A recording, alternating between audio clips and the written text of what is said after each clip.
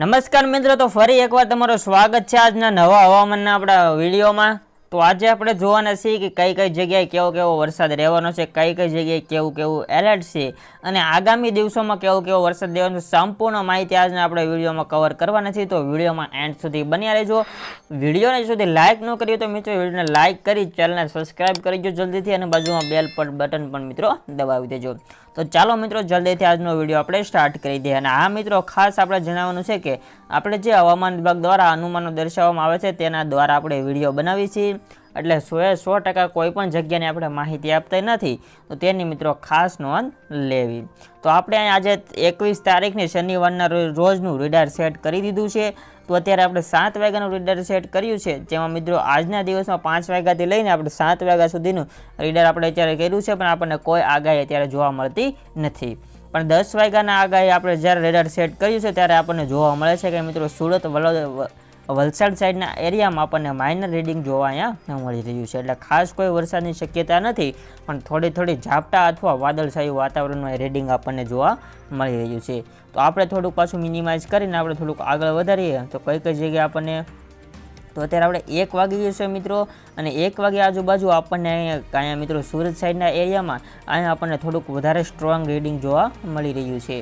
તો અહીંયા મિત્રો તમે જોઈ શકો છો, આ વલસાડ સાઈડ એરિયો છે ત્યાં આપણને અહીંયા આવી જાય છે, સિલાસર આવી જાય છે, અહવા સાઈડ આવી જાય છે, નાસિકમાં મિત્રો છે ત્યાં અત્યારે સ્ટ્રોંગ રીડિંગ આપણને જોવા અહીંયા મળી રહ્યું છે। તમે જોઈ શકો છો મિત્રો, અહીંયા આપણને એરા પણ દેખાડો, એટલે કે વીજળી સાથે મિત્રો ના વાદળ કડાકા ભડાકાવાળું વાતાવરણ મિત્રો આપણને જોવા મળી રહ્યું છે।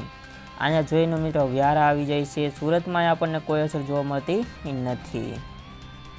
પછી અહીંયા નવાપુર આવી જાય છે, અહીંયા આવી જાય છે નંદુબાર આવી જાય છે, અહીંયા આવી જાય છે દાંડગોન, પછી અહીંયા આવી જાય છે સાકરી। તો આ બધો એરિયો આપણે મિત્રો લાગુ પડતો હોય તો મિત્રો તમારે જોઈ લેવું।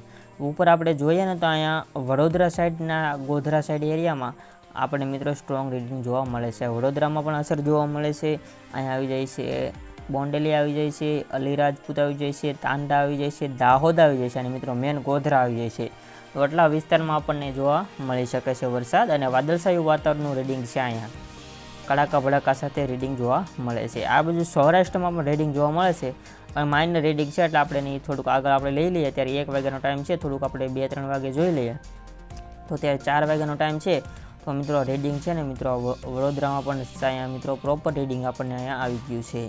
ભાવનગર સાઈડ તો મિત્રો અહીંયા થોડો એરિયો છે, એટલે સૌરાષ્ટ્રમાં કોઈ નથી। ઉપર આપણે જોઈ લઈએ કે ઉત્તર ગુજરાતમાં શું છે, પણ ઉત્તર ગુજરાતમાં આપણને કોઈ પણ જગ્યાએ મિત્રો ખાસ વરસાદનું કોઈ રીડિંગ જોવા મળતું નથી। અહેમદાબાદ સાઈડ એરિયામાં પણ નથી જોવા મળતું। આ દાહોદ ને વડોદરામાં આપણને અહીંયા રીડિંગ જોવા મળે છે। તો મિત્રો તમે સ્ટ્રોંગ રીડિંગ છે, બારડોલી છે, વડોદરા છે, અમોડમાં પણ રીડિંગ થોડુંક આપણને લો પ્રેશરના કારણે રીડિંગ જોવા મળે છે, એટલે ના વરસાદ પડવાની આપણને શક્યતા રહેલી છે। આમાં મિત્રો વાદળછાયું વાતાવરણ રહી શકે છે, કડાકા ભડાકા થઈ શકે છે, વરસાદ આવી પણ શકે છે, અમુક જગ્યાએ ઝાપટા પણ ખરીદી શકે છે। જ્યારે આપણને આગાહી આપણે હવામાનની જોવાના છે તેમાં પણ આપણે સંપૂર્ણ ક્લિયર કરવાનું છે। અહીં તો અહીંયા આવી જાય છે બાંસવાડામાં પણ મિત્રો આપણને આગાહી જોવા અહીંયા મળી રહી છે। હવામાનની આગાહી પણ મિત્રો આપણે જોવાના છીએ કે હવામાન વિભાગ દ્વારા આજના માટે શું આગાહી કરવાની છે, અને આ રીડિંગમાં આપણને હળવાથી સામાન્ય વરસાદની આગાહી કરવામાં અત્યારે મિત્રો જોઈ શકાય છે।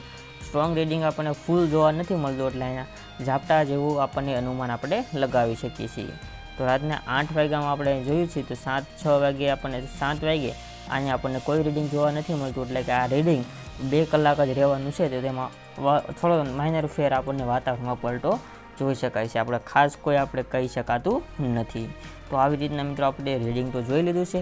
હવે આપણે જોઈ લઈએ કે હવામાન વિભાગે આજના દિવસ માટે શું આગાહી કરી છે, તે સંપૂર્ણ માહિતી આજે આપણે કવર કરી લેવાની છે, બધું આજે આપણે કવર કરી લેવાનું છે। જે નાસિકની નીચેનો એરિયો જોઈએ, આપણે ગુજરાતની નીચેનો એરિયો જોઈએ, તેમાં મિત્રો આપણને વધારે સ્ટ્રોંગ રીડિંગ જોવા મળી રહ્યું છે। તો હવામાન વિભાગના મોસમ વૈજ્ઞાનિક રામચર્ય યાદવે ગુજરાતમાં આગામી 7 દિવસ વાતાવરણ કેવું રહેશે તેના વિશે આગાહી કરી છે। તો આજના વિડીયોમાં આપણે તે જોવાના છીએ, તો વિડીયોમાં એન્ડ સુધી બન્યા રહેજો। તો અહેમદાબાદ ખાતે આપણે આગાહી જોતા હોઈએ છીએ મિત્રો, તો ગુજરાતમાં હાલ વરસાદે વિરામ લીધો હોય તેવો ઘાટ સર્જાઈ રહ્યો છે। ગુજરાતમાંથી ચોમાસું હવે વિદાય તરફ જઈ રહ્યું છે, ત્યારે હવામાન વિભાગે ગુજરાતના કેટલાક વિસ્તારોમાં ફરીથી ભારે વરસાદની આગાહી કરી છે। આ સાથે કચ્છમાં આગામી 7 દિવસ ડ્રાય એટલે કે સૂકું વાતાવરણ રહેવાનું જણાવવામાં આવ્યું છે.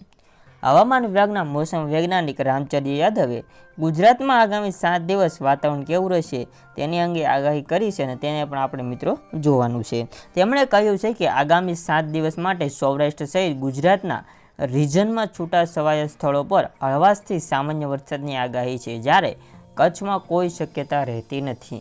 અહીં હવામાન સૂકું રહેશે એટલે કે મિત્રો ભારે વરસાદની તો અત્યારે કોઈ પણ જગ્યાએ આગાહી નથી, સૂકા વરસાદની આગાહી છે. અને કચ્છમાં મિત્રો સૂકું છે સોરી વાતાવરણ, અને આપણે બીજી જગ્યાએ હળવા વાતાવરણની શક્યતા રહેલી છે. આ સાથે તેમણે જણાવ્યું છે કે 25 અને 26 સપ્ટેમ્બરના રોજ ભારે વરસાદની આગાહી છે, જેમાં મિત્રો દક્ષિણ ગુજરાતના નવસારી, વલસાડ, દમણ અને દાદરા નગર હવેલીમાં ભારે વરસાદની શક્યતા રહેલી છે. તો આ મિત્રો આ એરિયો છે બધો, જે મિત્રો આ એરિયો તેમાં આપણે ભારે વરસાદની શક્યતા રહેલી છે, પણ 25 અને 26 સપ્ટેમ્બરમાં તે મિત્રો તારીખ હશે એટલે આપણો વિડીયો આવી જશે. રામચંદ્ર યાદવે વધુમાં જણાવ્યું છે કે 1 જૂનથી અત્યાર સુધીમાં ગુજરાતમાં સામાન્ય કરતાં કુલ 43% વધારે વરસાદ નોંધાયો છે, જ્યારે ગુજરાત રિજનમાં સામાન્ય કરતાં 25% વધારે વરસાદ નોંધાયો છે. આ સાથે સૌરાષ્ટ્ર અને કચ્છમાં સામાન્ય કરતાં 70% વધારે વરસાદ નોંધાયો છે. એટલે કે કચ્છ અને સૌરાષ્ટ્રમાં મિત્રો આ વર્ષનો સૌથી વધુ વરસાદ આપણે પડ્યો એવી રીતના કહી શકીએ છીએ, કેમ કે 70% વધુ વરસાદ અહીંયા નોંધાયો છે. આગળ વધીએ તો તેમણે અમદાવાદના તાપમાન અંગે વાત કરતાં જણાવ્યું છે કે છેલ્લા 24 કલાકમાં અમદાવાદમાં તાપમાન 35 ડિગ્રી છે અને તે પણ યથાવત રહેવાની શક્યતા અહીંયા કરી છે. એટલે કે 35 ડિગ્રી આવતા ઓલામાં રહેવાનું છે. તો હવામાન વિભાગે એમ પણ જણાવ્યું છે કે નોર્થ અંડમાન સીમામાં એક સાયક્લોનિક સર્ક્યુલેશન બનવાની શક્યતા છે, જે મિત્રો 23 તારીખના રોજ લો પ્રેશર બનશે તેવું પૂર્વ અનુમાન છે. મિત્રો ત્યાં 100% નથી, પણ પૂર્વ અનુમાન કરવામાં આવેલું છે, જેના કારણે ગુજરાતમાં નવસારી, વલસાડ અને દમણ અને દાદરાનગર હવેલીમાં ભારે વરસાદની આગાહી કરવામાં આવેલી છે. તો લો પ્રેશર સર્જાવાનું છે કે નહીં તેના કારણે આપણે આગાહી કરવામાં આવેલી છે ભારે. જે અંડમાન નિકોબાર આપણે આ દરિયા કિનારો છે, જે ટાપુઓ આવેલા છે, તેમાં મિત્રો સાયક્લોનિક સિસ્ટમ સર્જાવાની શક્યતા છે. તેના કારણે આપણા ગુજરાતના આ એરિયા એટલે કે નીચેનો એરિયો છે, જે ખંભાત સાઈડનો એરિયો છે, અખાત સાઈડનો એરિયો, તે આપણે મિત્રો કવર કરવાની શક્યતા રહેલી છે, કેમ કે લો પ્રેશરના કારણે તેમાં અસર આપણે જોઈ શકાય છે. બીજી કોઈ આપણે સિસ્ટમ સક્રિય નથી ને તેની પર નજર નાખી લઈએ તો હાલ તો આપણે જોઈએ મિત્રો આપણને ગુજરાતમાં કોઈ સિસ્ટમ સક્રિય જોવા મળતી નથી.